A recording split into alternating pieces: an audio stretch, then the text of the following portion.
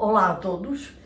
Hoje temos aqui um doce para a sobremesa que nos faz lembrar já a Páscoa, que está bem perto. O que é que precisamos para fazer este nosso doce? Primeiro, de uma forma de fundo amovível de 24 cm de diâmetro. Depois, 250 gramas de bolachas, 200 gramas de manteiga e tudo isto pode ser batido no robô. Tudo bem misturado.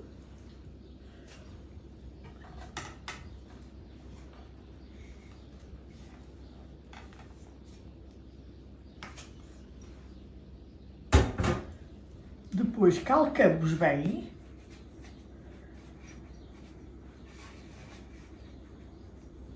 De modo a que fique mais ou menos uniforme e ocupando todo o espaço.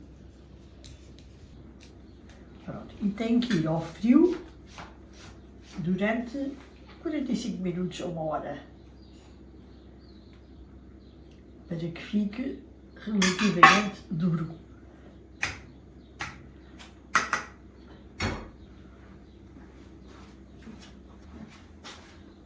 Depois vamos preparar as natas. 400 ml de natas, 150 gramas de açúcar. Isto tudo bem batido até ficar bem cremoso. Eu costumo até voltar a taça ao contrário. Se não cair, está tudo ok. E ao mesmo tempo vou derreter 6 folhas de gelatina durante 5 minutos em água fria. E depois ou vai ao micro-ondas sem ferver ou então em banho-maria.